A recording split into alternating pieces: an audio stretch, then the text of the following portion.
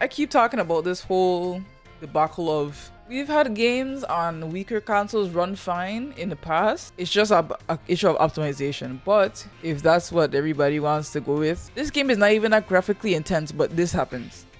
I mean, we've seen Witcher and Nearport, so we'll see. Yeah, but that's what someone told me. I said that last comment as a joke, but I heard people say some people be lazy when it comes to optimizing games. I suppose, because I literally had this discussion like a weekend some days ago. It's just kind of like games that were on, because whether people want to admit it or not, the Switch, we know the Switch is not powerful, right? Okay, cool.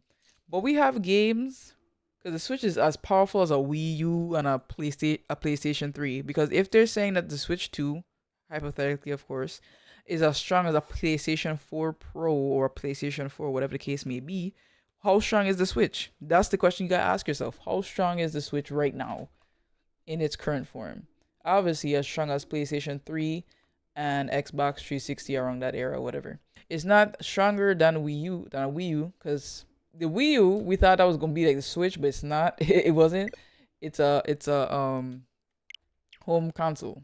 So point I'm making here is that the Switch is portable. For being a portable console, it's one of those things where if it's as strong as a Wii U and it's portable, that's pretty impressive in itself. But since we're in the time of next gen games or whatever, right?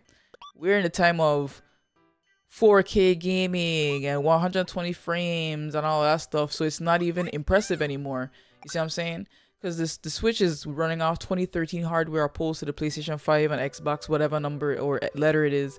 They run off of materials from like 2018, 19, 2020. You know, them high end stuff. That's why they had a shortage of it, because during the pandemic they wasn't making those materials as much, so that's why all the scalpers were going crazy because PS5s were rare. But now after the pandemic and they started getting the ball rolling and making the whatever thing, it was a specific thing they needed, but they didn't have a lot in stock because of the pandemic. Point I'm making here is that you can't get mad about the Switch being that powerful when the Switch was being developed back in 2014 and 15. Those parts wasn't a thing at that time. 4K gaming wasn't a thing at that time. So we really can't get mad about that. We can't. Because if the Switch is able to run their own games, in-house games, at a smooth 60 frames with, well, I'm talking about like Zelda, Mario, whatever. Those games are smooth. They don't really have problems. See, that's the thing. The Steam Deck came after the Switch. It uses different parts than the Switch. So they can't really. I mean, hopefully, yeah, they took notes, but that's the next thing. The Steam Deck came after the Switch, so it's kind of like it has newer parts compared to the Switch. The Switch still runs on old hardware. It still runs on early 2010 hardware opposed to 2020 hardware.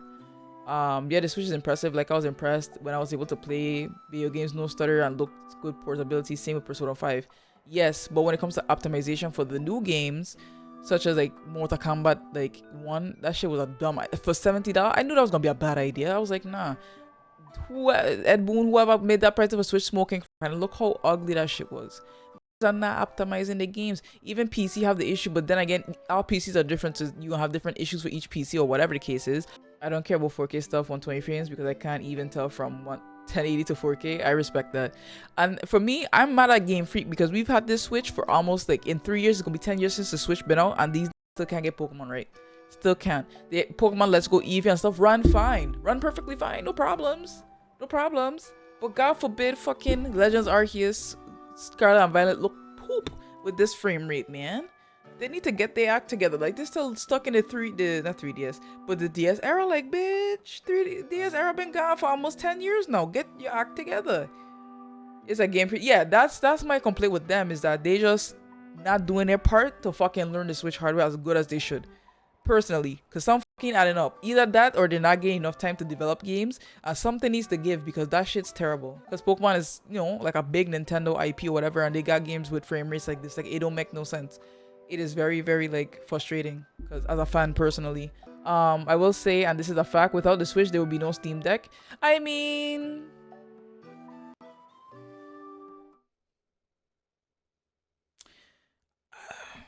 maybe. I can't see, because my thing is that Eventually there'll be something, yes, but the Switch is the blueprint for a lot of these things. Yes, the Switch is the blueprint, whether we like to admit it or not. That PS5 handheld thing, I thought niggas was like, oh, PS5 Switch, oh my god, that shit ain't no PS5 Switch, that shit just a Wii U.